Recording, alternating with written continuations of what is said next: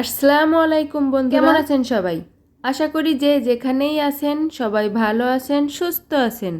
আমরাও আল্লাহর রহমতে আলহামদুলিল্লাহ ভালো আছি, সুস্থ আছি। রমজান স্পেশাল কাঁচকলা দিয়ে মজার একটি রেসিপি আজকে আপনাদের সাথে শেয়ার করব। কাঁচকলার কাবাব কিংবা কাটলেটও বলা যেতে পারে। পবিত্র এই রমজান মাসে আমরা কিন্তু কত ধরনের ভাজাভুজিই খেয়ে থাকি। তো আপনারা এই কাবাবটি একবার হলেও বানিয়ে খেয়ে দেখবেন।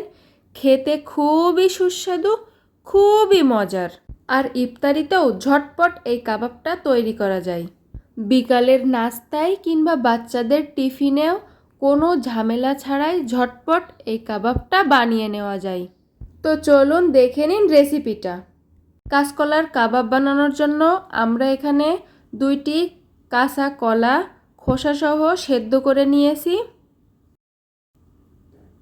আর মসুর ডাল আগে থেকে ভিজিয়ে রেখে পরে বেটে নেওয়া হয়েছে। এবার কলা দুটির খোসা ছাড়িয়ে নিয়ে ভালো করে চটকে নিতে হবে, যাতে কলা গোটা গোটা না থাকে।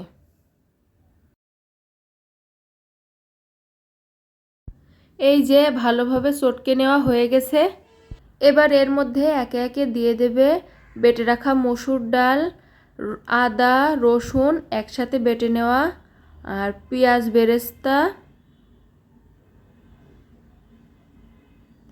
জিরা মশলা শুকনো খোলায় ভেজে গুঁড়ো করা,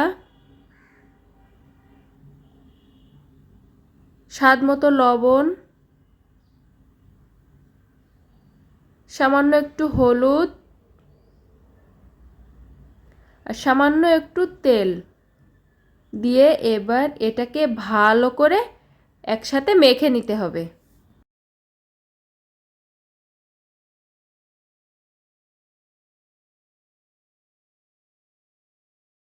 এই যে ভালোভাবে মাখিয়ে নেওয়া হয়ে গেছে। এবার হাতের তালুতে একটু তেল মাখিয়ে নিয়ে গোল করে নিয়ে চ্যাপ্টা চ্যাপ্টা করে বানিয়ে নিতে হবে, ঠিক যেমনটা কাবাব বানানো হয়।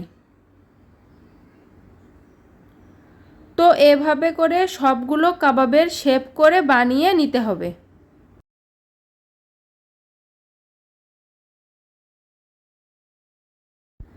এই যে সবগুলো কাবাবের শেপ দেওয়া শেষ।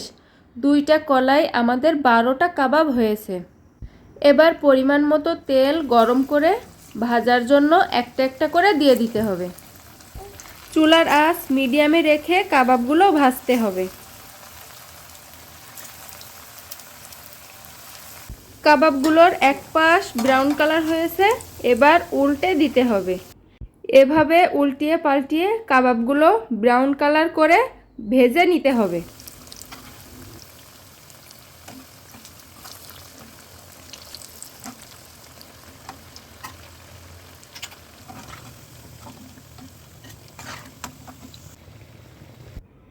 এই যে সবগুলো কাবাব ভেজে নেওয়া শেষ। তো বন্ধুরা, মাংসের কাবাব তো অনেক খেয়েছেন, এবার কাঁচকলার কাবাব ট্রাই করে দেখুন। স্বাদে কিন্তু মাংসের কাবাবের থেকেও কোনো অংশে কম না। একবার এই কাঁচকলার কাবাবটা বানিয়ে খেয়ে দেখুন, মাছ মাংসের কথা ভুলেই যাবেন। তো বন্ধুরা, এই কাঁচকলার কাবাবের রেসিপিটা কার কাছে কেমন লাগলো অবশ্যই কমেন্ট করে জানাবেন।